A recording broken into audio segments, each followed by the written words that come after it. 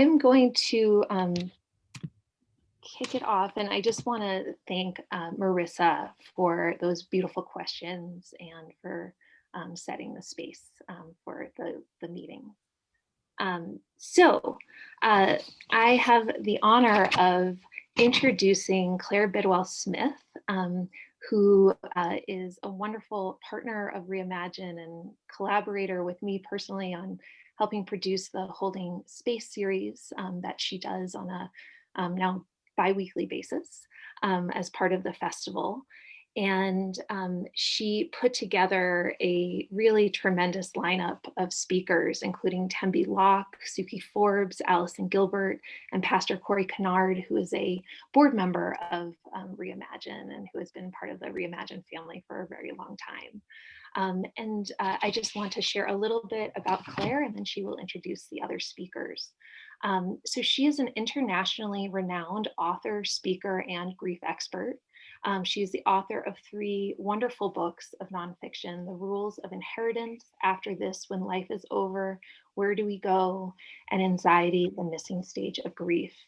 And I just also want to say that she's an amazing interviewer and facilitator, as I've seen over the past several months. So with that, I'm going to pass it off to you, Claire. Thank you so much, Dara. You always make me blush, and I'm glad that I don't think you can really see it on Zoom. But hi, everybody. It's so nice to see all of you. I just wanted to really have a minute of holding space for holiday grief. It is such an immense season this year, and I think anyone who's grieving or has experienced loss is usually feeling it around this time of year. So I often try to do just a lot of kind of talking and advocating for letting ourselves grieve and feel all of our feelings during the holiday season. And I am so grateful to Reimagine and Dara and Brad for bringing all this together and hosting all these amazing conversations that we get to have. And I have 4 amazing people that I brought to you guys today: Suki Forbes, Allison Gilbert, Tembi Locke, and Pastor Corey Kennard. I chose all of them because they all have really unique aspects and things to share about the grief process and their own personal journeys of grief. And I feel like we can kind of round out maybe the grief experience a little bit from our different angles. For those of you who aren't familiar with me, I lost both of my parents at a young age, my mom at 18 and my dad at 25. And I'm an only child. So I kind of really went into my young adulthood and still today, you know, with the loss of my parents. And it definitely comes back around for me during the holidays more than anything. My mom was very festive and exciting, and she made our holidays so much fun. She literally stuck 4th of July sparklers in a turkey once at Thanksgiving and brought it out to the table with this giant flaming sparkling turkey. She was so much fun. And so, you know, I have these amazing memories, and to have them gone, it's always bittersweet. And I've worked really hard to find ways to honor them and feel close to them and, you know, honor my own grief during the holidays. And so I wanted to bring these amazing people here today to talk to you about all of that as well. I'm going to let them introduce themselves, and I'm just going to start with Allison since she's right next to me. And Allison, I'd love for you to tell us about yourself and about your grief and how you're feeling headed into this holiday season. Well, first, thank you so much, Claire, for pulling this together, and to Brad and Dara and the entire Reimagine team. I'm just awed by your work and how you really do allow all of us to come together in such a meaningful way. I think Zoom can be so transactional, and the idea to be so intimate with our feelings and to feel safe, I'm especially grateful for with COVID and the holidays now here. It just feels extra important. So thank you. Claire, you and I share a very similar past in terms of the timing of our losses. I also lost both of my parents as I was kind of burgeoning into young adulthood. My mother passed away when I was 25, so right after college, basically, and before I was married and before my 2 children were born. And my father, shortly after that, he actually died the Friday after 9/11. And I bring that up because that Tuesday, which was 9/11, I was nearly killed by falling debris that day because I'm a journalist. I'm a working journalist, and I was working for NBC that day. And so the collision course for me, which is on point to what you're talking about now, the confluence of my losses coupled with this catastrophic event that I was personally grappling with at the same time as my personal loss. There was this collective grief happening around 9/11. It feels similar in many ways to the collective grief that we are all now experiencing with COVID-19. And so, anyway, I'm honored to be here and we could talk more, but that's what brings me to join this table today. Thank you, Allison. I'm going to circle back to you. Allison is an incredible author of a few books that you're so good at talking about how to make meaning and ritual and all these yummy things that we're going to come back to. So thank you for being here today, Allison. Tembi, hi. I always love seeing your beautiful face. Tell us about how you're doing and who you are and how you're feeling about the holidays. Oh, thank you, Claire. Thank you, Reimagine, for inviting me to participate on the panel today.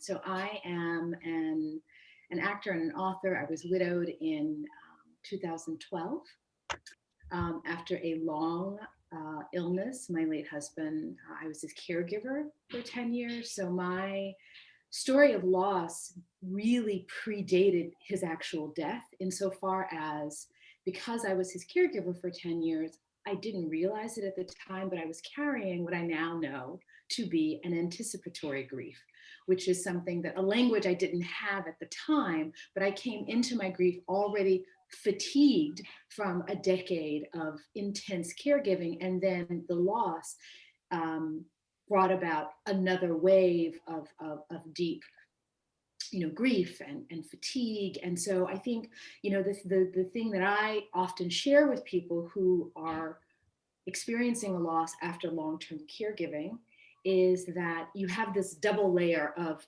fatigue that's happening, and you're processing all the years of caregiving and the trauma around the death, right? And we had medical trauma around the death. And then you are beginning your road of grieving. The other thing is that I am a parent, and my daughter was 7 years old. So I also began my story of loss walking side by side with a young person who was trying to hold and unpack and understand the mysteries of life. And I felt woefully unprepared to hold both our griefs simultaneously, and to be her mom and to be newly widowed. So that's sort of my story. And as we headed, and I learned that first year was incredibly challenging just for me alone. And then I had to figure out, how do I hold up the holidays and put a veneer of holiday, whatever, Santa, joy, Thanksgiving for a 7-year-old, like give some sense of normalcy. So that, I really, and we still do a version of that even today, sort of figuring out, what does she need? She's now almost 16. And what do I need? So the family dynamic is also what I know and talk about and write about. Thank you, Tembi.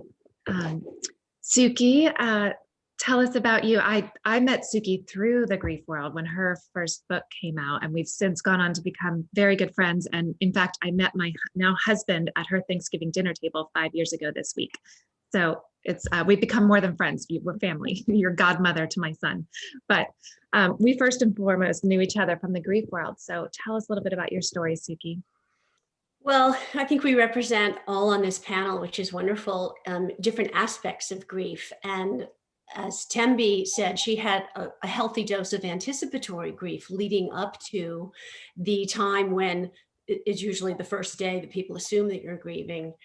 I, on the other hand, lost my middle child within the span of 3 hours in an afternoon. She died very suddenly of a high fever when she was 6.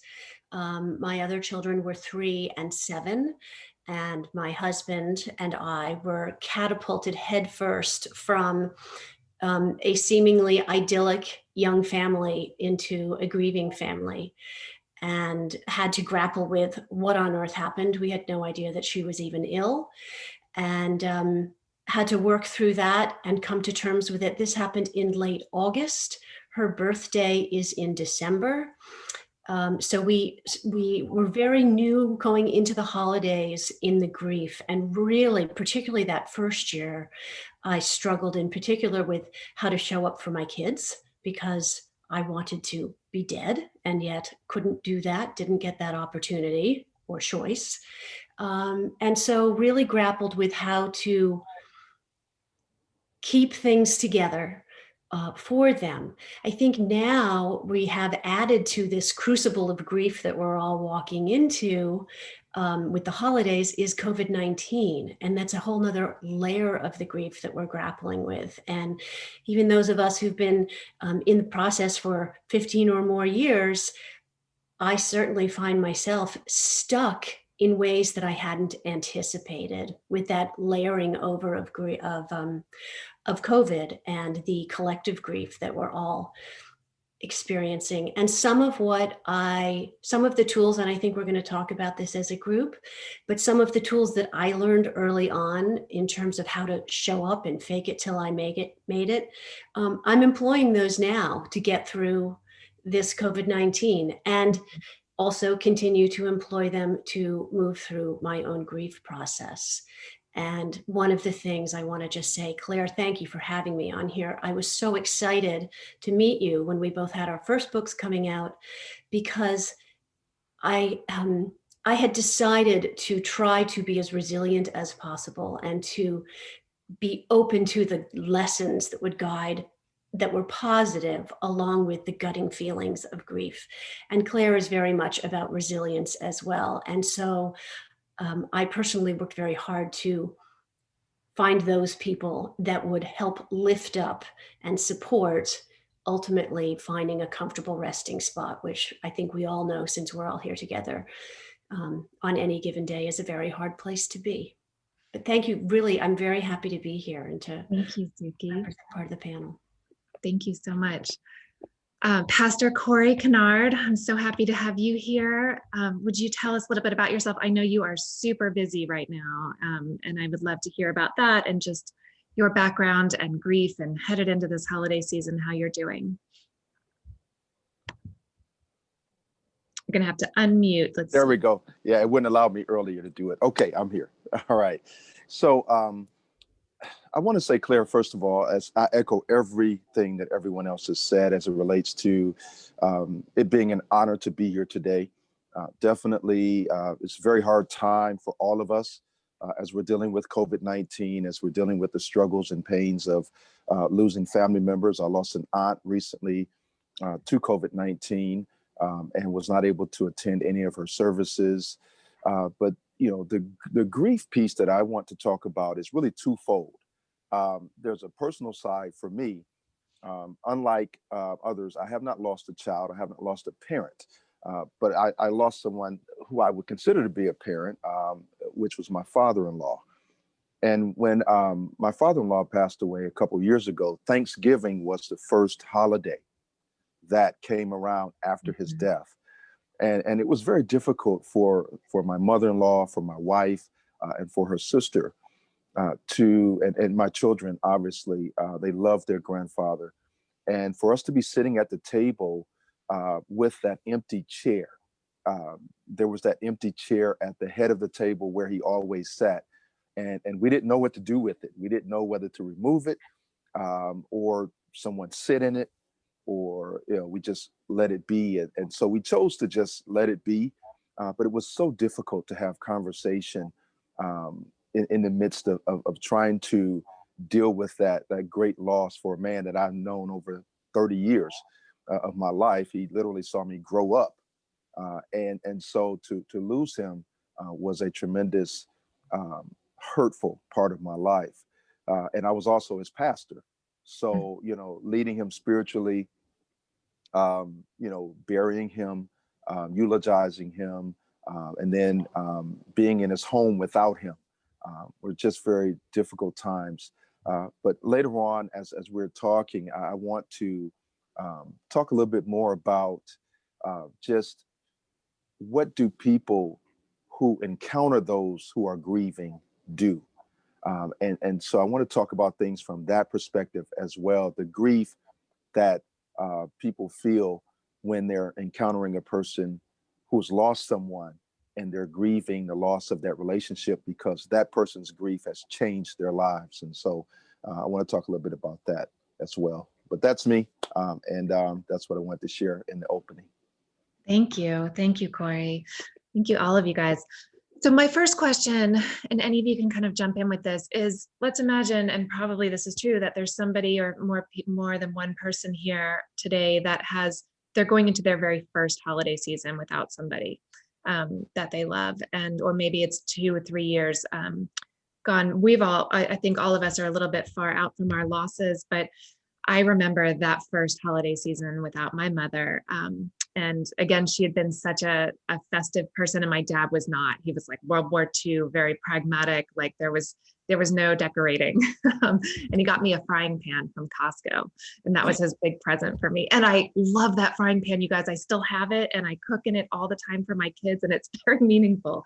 However, it still felt like a really bleak Christmas.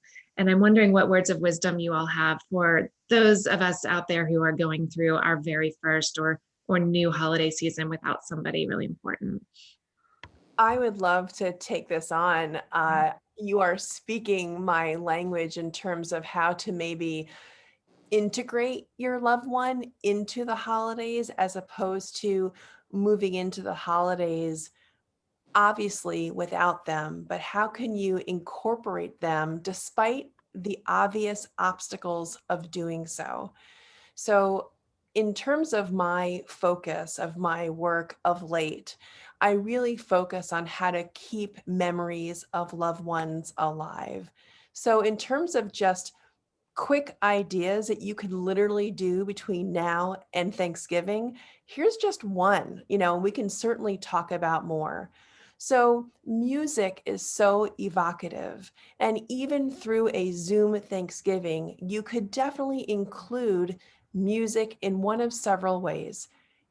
Idea number one, you can have everyone in your Zoom Thanksgiving, everyone but one person open their mic. So everyone else is muted, but one mic is open.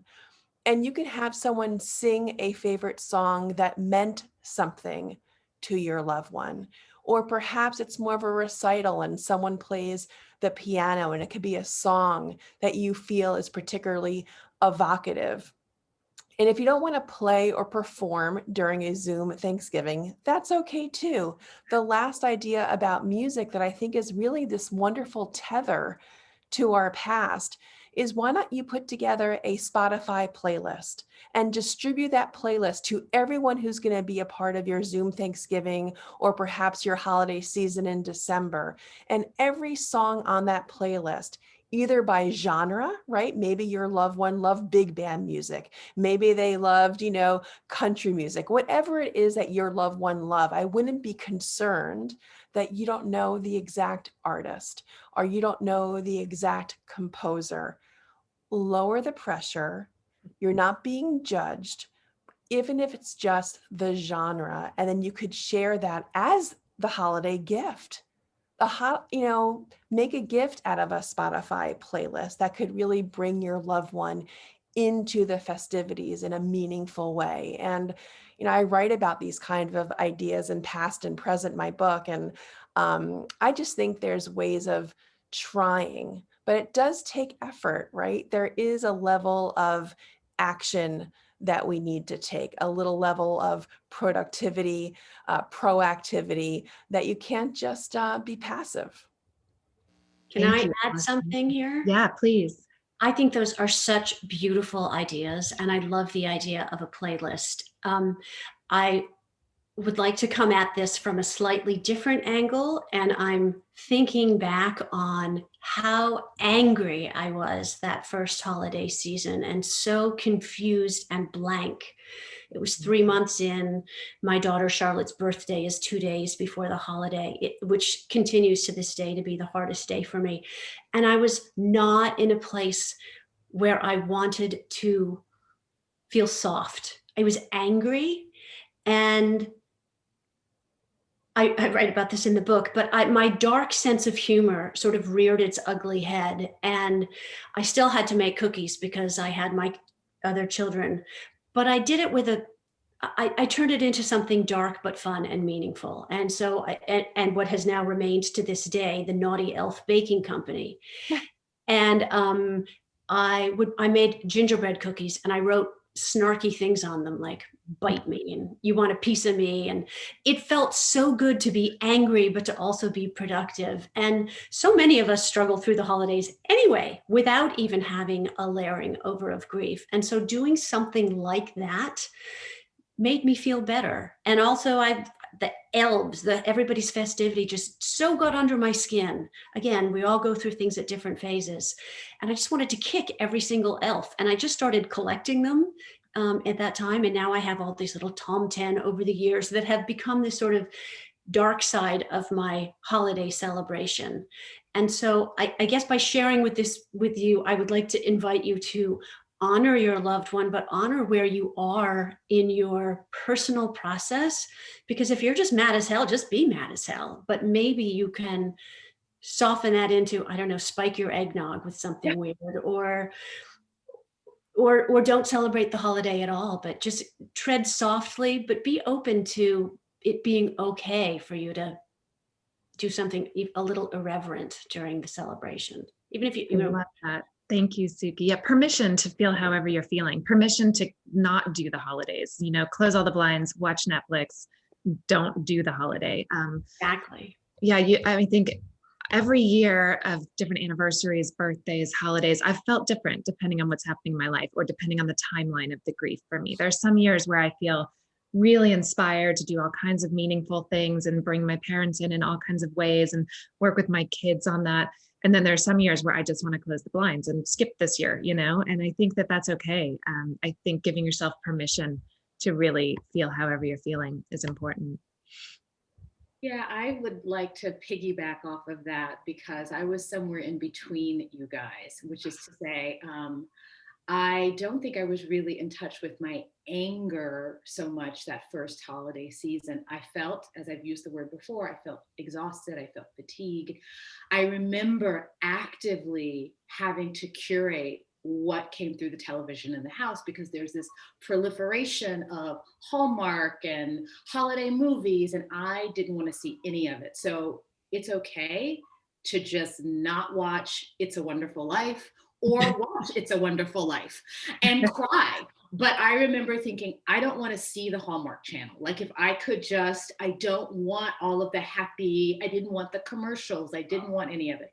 So that's okay. And be very precious or intentional with what you choose to sort of invite into your house. And then you can turn the TV off. Now I had a kid who did want to watch that stuff. So sometimes, and she'd be like, Mommy, can you watch it with me? And I remember just like eyes bulging, like, I don't know how I'm going to get through this, but I will. So, just be mindful of that. And it's okay to have feelings that are all over the place. The other thing I would say is have a buddy, have one person, one cohort, one partner in your grief that you can have on the bat phone at any moment, at any time, and just in an unfiltered way, say whatever's on your mind. And if you don't have that person, if you don't have someone like that who can hold it without commenting, without trying to fix, without trying to solve for you, then the other thing I did is I would take my iPhone and I would just speak into it everything I wanted to say. Sometimes it was stuff I was ashamed to say, maybe aloud. Sometimes it was stuff that I was just wrestling through, but you need to sort of take it from within and have a way to speak it out. And it's wonderful if you can have someone who can hold that with you, where you can say, I don't want to see another friggin' Hallmark movie today. Or, I'm so tired, I don't want to get out of bed. Or, how do I handle the Christmas tree ornaments? Which I will say, those who put up Christmas trees, the tree and the ornaments is like a big thing that first year, because all of those ornaments have a certain kind of, they trigger memories, they're endowed with all kinds of meaning. And so I think that first year I was like, I'm not touching those ornaments. I got on Amazon and I just ordered a whole new set. And I was like, because I don't want to look at the other ones. So you're going to find tools for yourself, but know that having one person in your life that you can talk to about it would really, really, really help. You know, I want to just jump on that thought, so to speak, and really say that, you know, in my life, you know, I've witnessed. I was a chaplain in a hospital, led spiritual care for almost 13, 14 years in one particular hospital, and I've been on the side of seeing hundreds of people leave this earth, literally hundreds of people leave this earth, seeing them take their last breaths, being in there with the family members. And I want to come at this from an angle of not speaking to those who are experiencing the grief necessarily, but speaking to those who are trying to comfort those who are experiencing the grief, because that's a very odd place to be at times. We hear the word anger, but I want to talk about the word awkwardness. There's an awkwardness that occurs when you're trying to engage with a person who has experienced such a painful loss. And what do you do? How do you navigate through those waters? And so my advice to those individuals, because I've been on that side so many times, my advice is really to take something, and as a pastor, I have to go to scripture, right? So and people say, well, you got to go. I got to go there because that's part of who I am. So, but everybody knows Job. Everybody knows Job, the suffering Job, right? But what I saw is significant, and I need you to, if you just so desire, to write this down, because it has really helped me to understand what to do when others are grieving, and it gives a great model in Job chapter 2, verses 11 through 14. There's a very and I'll just paraphrase it. I won't read it word for word, but in this particular passage, we see that Job's friends hear that Job has lost his family, his children. His wife had just basically said, "You need to just curse God and die, and just, you know, go on and, you know, with your life." He's experienced an extreme illness in his own body, and his friends hear that he's gone through this suffering. So they leave their homes. They leave the comfort of where they are. They leave their homes and they travel to see Job. And when they traveled to see Job, it said they saw him at a distance and they could hardly recognize him. And I want to say this, that grief changes a person. It can literally change their physical makeup. And so they didn't see the friend that they knew before. They didn't see the same vibrant person. They didn't see the same person who had it going on in his life. So it was tough for them. And so they saw him at a distance. They didn't recognize him. And what it says in verse 13, which is the pivotal verse for me, it says that they sat on the ground with him for 7 days. No one said a word to him. And then, because why? They saw how great his suffering was. So I want to just give this word to people that, you know, when you think about a person who has gone through a great loss, be willing to leave your comfort zone and be willing to get into that place where you can sit down where they are, empathize with them, be where they are, just be with them, right? And then don't try to fill the space with words.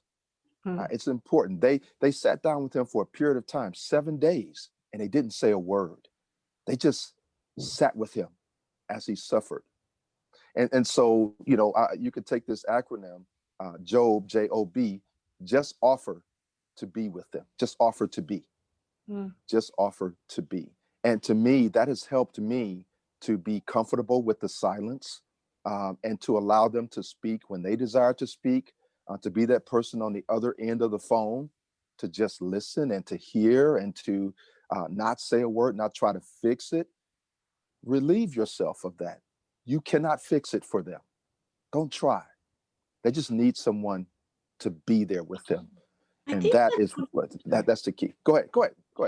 I was going to say, that's one of the things, I wasn't raised in the Jewish faith, but I have always admired the tradition of sitting Shiva after someone has passed, and the comfort that brings to the loved ones around. And it sounds to me as though what you're describing in that from the book of Job is very similar. Of course, there's so much similarities with scriptures anyway, but I do think it's a wonderful tradition. Can I weigh in quickly on something? Yeah. Thank you, Corey. That was profound. That really was beautiful. Bless you. speaking of pastors, and so enormously helpful to all of us when we're particularly, I think, needing spiritual guidance. One of the best pieces of advice I got very early on was from a priest, and I was not raised Catholic, but my husband was Catholic, and he came to the house and he said, "Don't be alarmed and don't push it away when you feel good, because your body cannot be 100% in the state of grief and misery. It just won't let you." And at the time, I think this was within 48 hours, I thought, oh, that's not going to happen.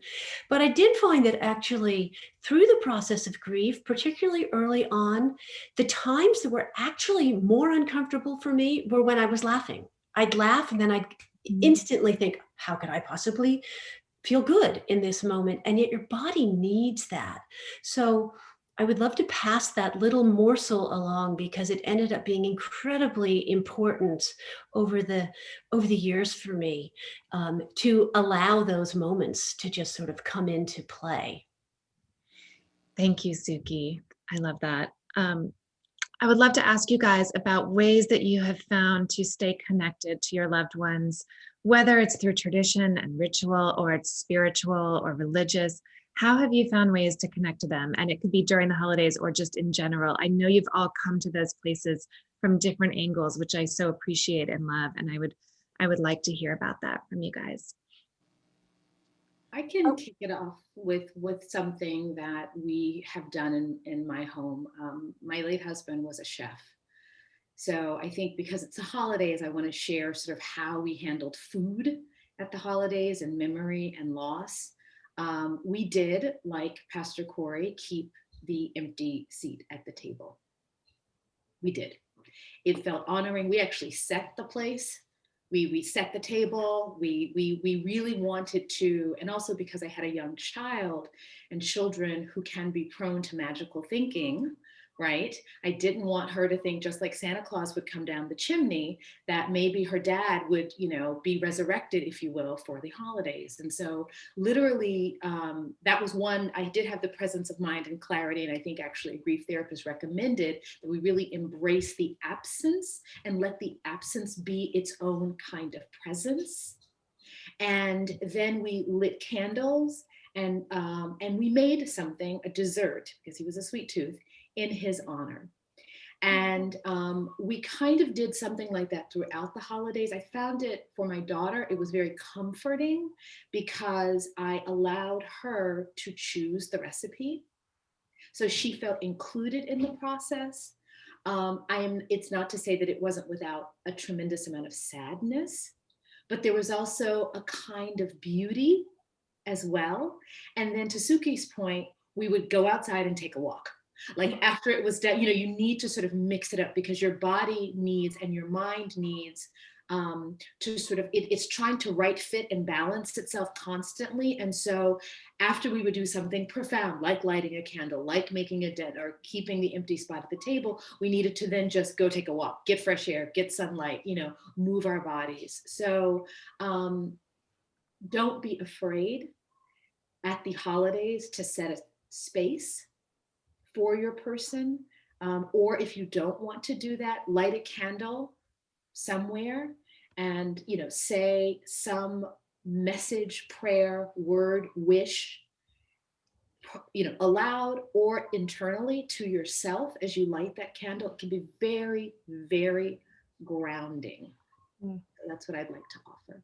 Thank I you. wanted to jump in and say that, like Allison said earlier, music. My father-in-law was really big on music, and so we play some of his old records. And I don't know if you're like me, you still have some albums, some vinyl around, and so we play some Nina Simone. We play some Larnell and Sandy Patty, who he loved. I mean, just and so we play those things and we sing those songs, and you can hear him kind of joining in and harmonizing and singing as well, because we're so familiar with his voice. And so that has been a great thing for my kids to actually engage in as well, in his memory and in his honor. So that's one way in which we remember him. Thank you, We Corey. talked a little bit before. Is it okay if Claire, did I interrupt you? Yeah, jump in. No, I was just thanking Corey. We had talked a little bit before about Shiva. I do want to just talk about that just for a moment. I'm Jewish, and there are practices that have inspired me in this time of COVID that are really based on that practice that I just wanted to draw attention to, especially if anyone who is in this Zoom right now, or those who watch it as a recording later on, could potentially avail themselves during COVID-19. We are in a time when we are planning virtual memorials, which of course we've never had to do in this way and because of these reasons. And that's tragic because so much of our healing comes from being physically with other people, whether or not it's a Shiva or some other way of families getting connected. I do want to pass along a resource that I think is phenomenal. There is a platform called Gruvio, Gruveo, that allows this virtual world to become far more intimate in my point of view. So it allows for one-on-one visitations or one-on-one conversation time. So instead of there being a Zoom where there's so many family members or so many neighbors, where you feel you can't have the intimacy of one-on-one conversation, this allows for that. So if you are in the throes of immediate grief and you are planning and organizing a virtual memorial, I think Gruvio is a wonderful platform to get familiar with. And if you don't want to use it yourself, if you are working with a funeral home, you can ask them to help you work with this platform in addition.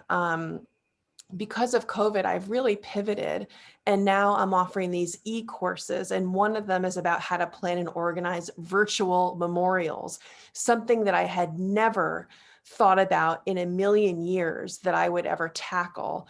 But more and more and more readers, when I talk about remembrance traditions, which has been my focus, were really in pain because they wanted to remember now, because their loved ones just died now. Mhm. And they felt completely unmoored and incapable in this vast Zoom space or the vast Skype space or the vast Facebook Live space when you're doing virtual memorials. So if you do want help, again, I won't go on much longer. Gruvio is a great platform. Your funeral director can help you. And if you need more immediate help, there's this new e-course that I just put together about virtual memorials. And please go to my website, and I would love to have that be a resource for you. Thank you, Allison. Suki, So- can I call on you to weigh in on some how we kind of connect energetically or spiritually? Suki's memoir is really about her journey to find her kind of ethereal connection to her daughter after Charlotte died. But I had BJ Miller on my Holding Space series a couple of weeks ago, and somebody asked him about Zoom and about people feeling lonely, and he had this he was like, I just go stand outside and I just connect energetically with whoever, and it was awesome and very BJ. And but I think that is something important right now. It took me a long time to come around to the spiritual kind of space of my grief process. It was something I came to later and after I became a mother, when it felt just vital to understand a little bit more about how we are connected in ways that we perhaps can't see. And I would love to hear from you, Suki, about what do you do around these times of year to feel that? Well, aside from kicking dwarfs and making inappropriate holiday cookies, I do think that we each go through our own process, and it is so dependent on who we are as a person when we move into grief. And when my daughter Charlotte died, I was not raised with much religion, maybe a Unitarian at best, and I was married to a Catholic. So a large part of my early grief was trying to find spiritual guidance in some form. what kind of God that would be. Was there a God? Where is my daughter? I mean, I was really paralyzed by where she was, particularly as a mother. I kept thinking, if I'm not holding her, whose arms is she in? And that really informed a large part of my grieving process, certainly the early part. And even the book that I wrote, The Angel in My Pocket, is largely about this. The turning point for me personally, and this is when you get to learn about what a crazy lady I actually am, but in the process of being open-minded, and there is nothing like being desperate for answers to open your mind, I tried on a lot of different religions. I did a lot of reading, and somebody recommended that maybe I should go talk to a medium, these people who talk to people on the other side. And I was intrigued by that. Who wouldn't want a direct line to talk to their loved one?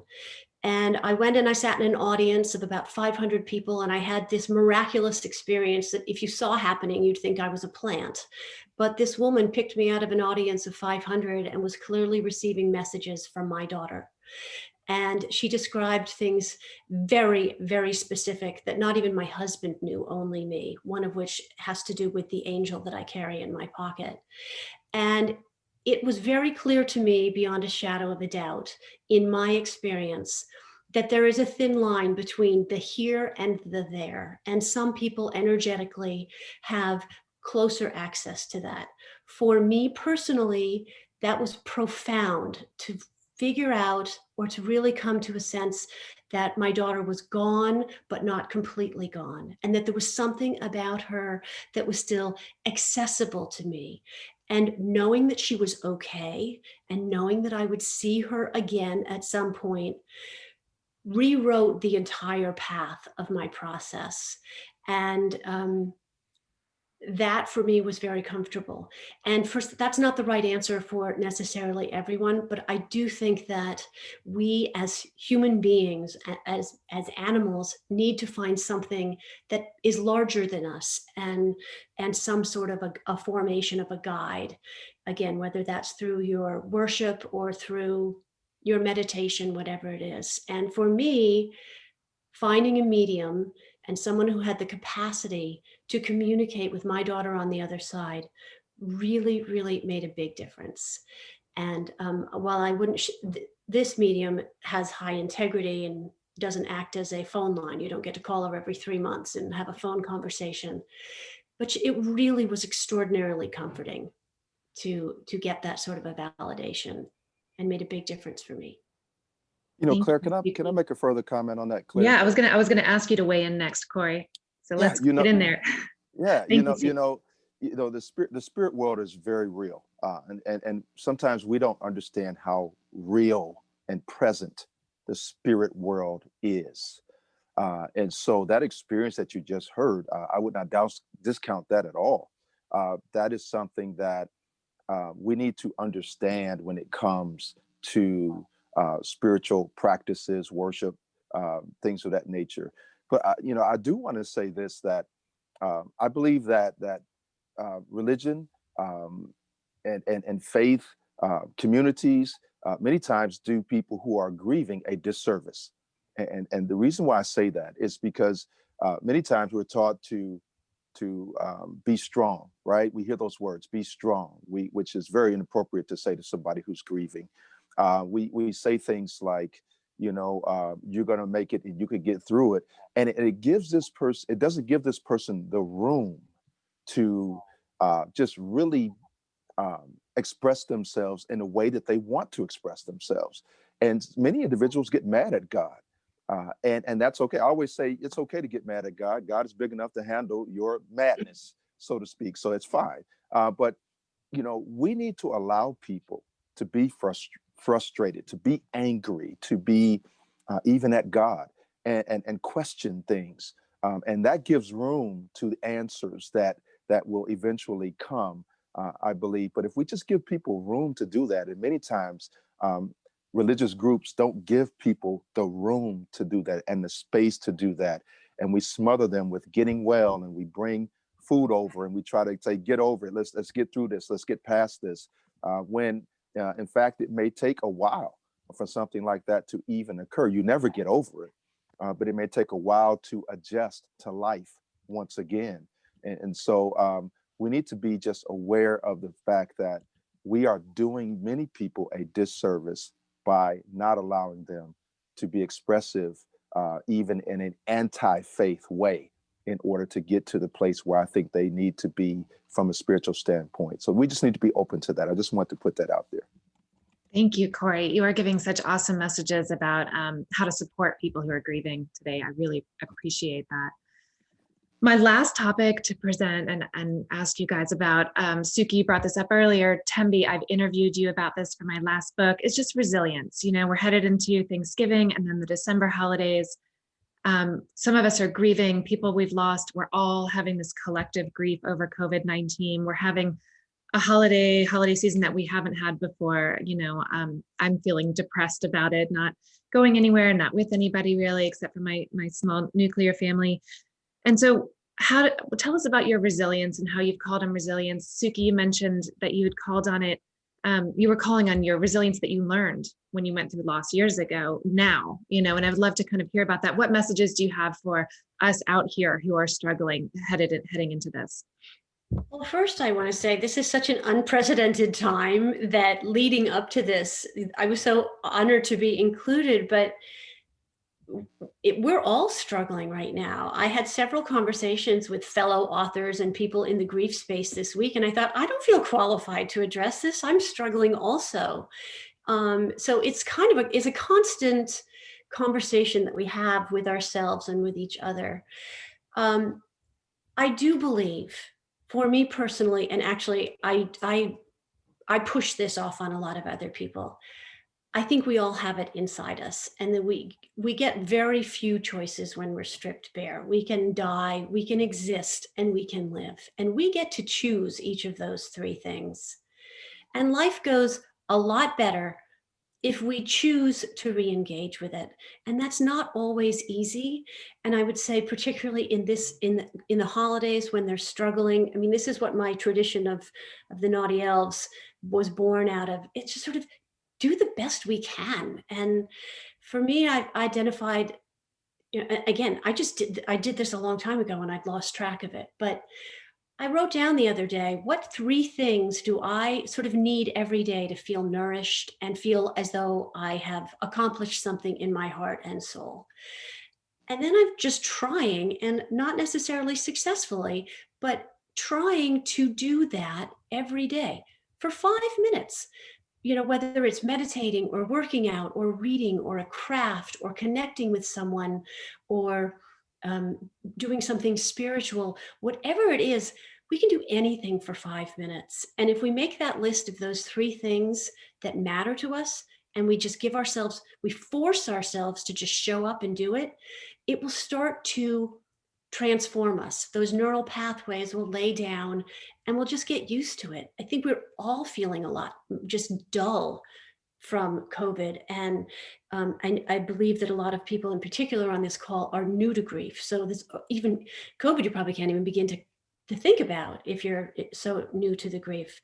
But I guess just treading softly and trying to do 5 minutes of something, a few different things each day, is probably the best we can all hope for right now. And then wake up on New Year's and we'll have made it through another holiday season, and hopefully we'll be in a much better place then. Thank I you, love Suki. what you just said, Suki. That is just phenomenal. And it reminds me that I think that what is so hard so often about loss, even when we know that our loved one is going to die, let's say they're terminally ill and you're expecting them to pass away, no matter, even if you know it's coming, you are still completely out of control when that death occurs.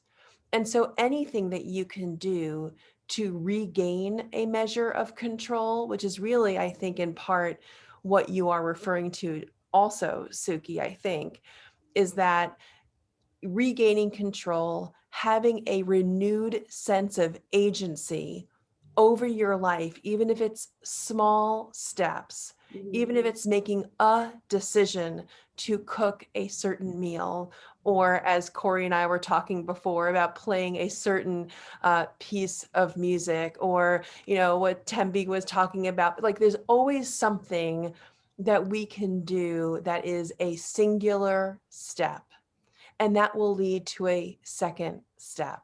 But I think the real joy capacity comes from recognizing that loss is out of our control, but what we do have control over is not only how we move forward in small steps, but how we remember and how we can keep the memory of our loved one alive. That is up to us.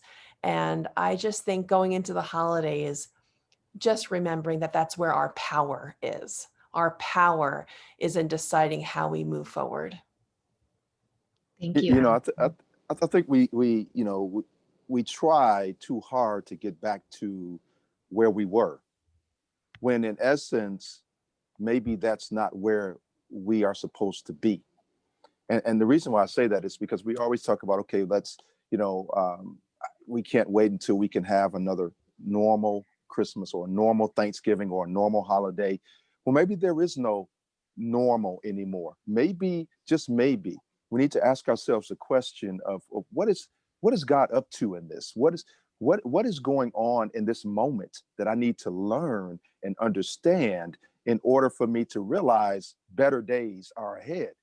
But maybe I don't get to those better days trying to get back to the days of the past. Maybe I get to those better days by realizing that I need to reshape and reformulate my life now in such a way that, for instance, there are places that now I saw that there was no need for me to go to. I haven't gone to those places during COVID-19, during this pandemic. But before, I saw that they were important for me to go to those places. But now my life has been reshaped and it's been transformed in such a way that I see now that I'm making those meaningful things the meaningful things, and not engaging in wasteful time. And I think this is what COVID-19 has taught me, and what the grief process during this time has taught me, is that we cannot waste moments anymore. Let's take advantage of every moment. What does this Thanksgiving need to look like?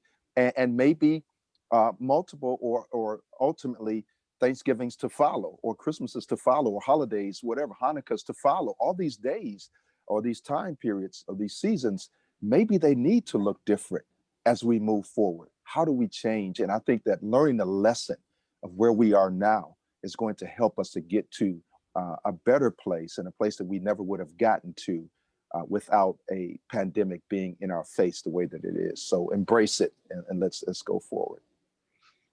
Thank you, Corey. Tembi, let's close out with your beautiful wisdom. Well, just to the point of resilience, to sort of include everything that's been said. I really, somewhere deep within, knew that as a newly widowed person, I was embarking on a whole new life. That suddenly there was a me that had not existed a day prior.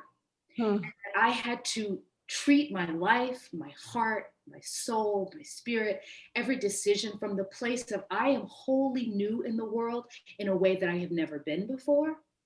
And I sort of intuitively understood I couldn't be given lots of decisions to make, because just like a newborn baby in the world, you wouldn't say, here, go make a bunch of decisions and do things. So I had to simplify, I had to literally reduce it down to the simplest of things and give myself one decision I would make a day. That's it.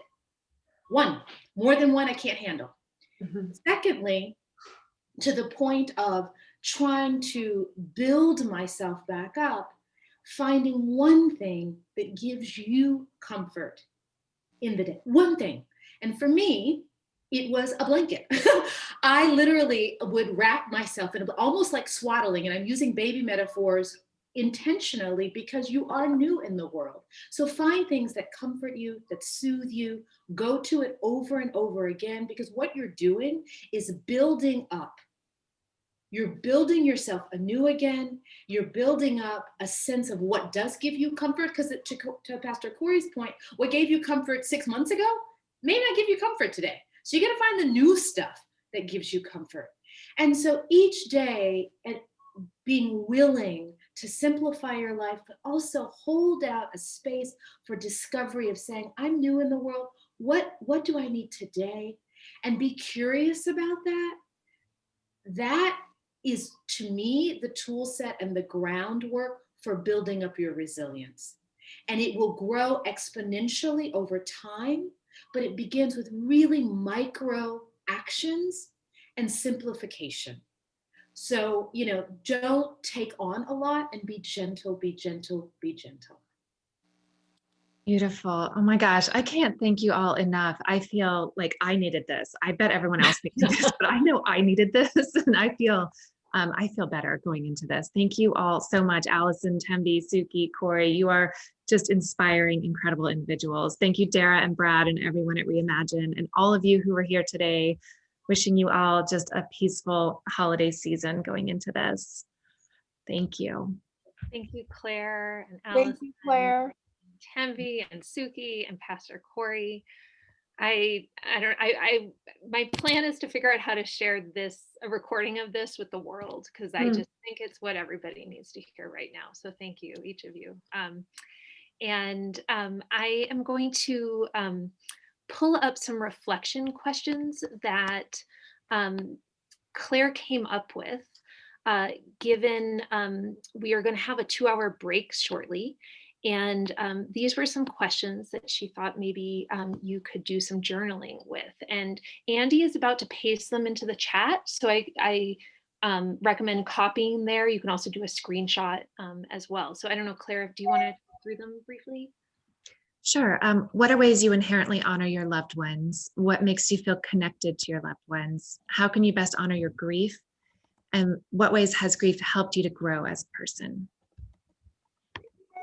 So, these are things, you can write about them. If you have someone to share them with verbally too, you can talk to someone if there's somebody there. But I think just to kind of keep yourself a little bit in the space while we take this break. And now I'm going to pass it off to Kristen to share what we have in store for you for the rest of the gathering. Thank you. We're going to bow out. Good. It was so nice to see everyone. Thank you all so much. Great. Thank you. Bye-bye. Thank you so much. Thank you. Bye.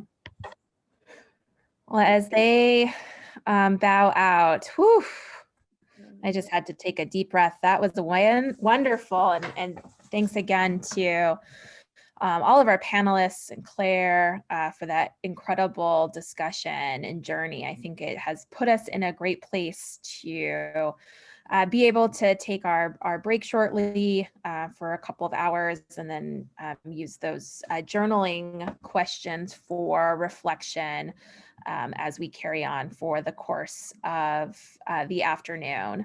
So there's a couple of slides, I believe, that we have for events this afternoon and evening. So we will have workshops after our 2-hour break and community sessions with a variety of wonderful presenters and incredible different topics. So we have a collective remembrance tapestry. We have a drawing meditation and a gratitude and sound healing circle. Additionally, we have a second set of workshops after the break, which the times are shown there both in Pacific and Eastern. And those second set of workshops will have, say, their names honoring your dead with Oceana Sawyer, a liberation, breath, and community workshop. So it's a BIPOC gathering, and writing your roses with the COVID Grief and Rose River Project. So I, as we take this break, I did want to just encourage everyone to be kind to yourself, use the guiding questions to do some journaling or reflection, and then join us back in a couple of hours for different workshops to continue to move through this space together. And then finally, past the workshops, we'll have some very amazing creative offerings, music, and song. So it's going to be a great late afternoon, early evening. And thank you all so much for being here and sharing and participating. I know this has been really wonderful for me. So I'm going to pass it over to, I believe, Dara to finally close us out. Great. Thank you, Kristen. And I will say I personally know all of the workshop leaders, and they are fantastic. And so I very highly recommend them, as well as the artistic offerings. So with that, I think we're going to close. Brad, is there anything that you wanted to share if you're still here? I don't know, maybe Brad jumped off. Okay, well, with that, I'm going to let you all go, but thank you so much for joining. And if you want to come off mute and just say goodbye before we come, I don't know, it's always just nice to hear everybody's voices. And we'll see you in a bit. Peace and blessings. Bye. Thank you so much. Thank you so much. Thank you very much. It was wonderful. Bye-bye. Bye. Thank you. Bye. Absolutely beautiful. Thank you. Thank you.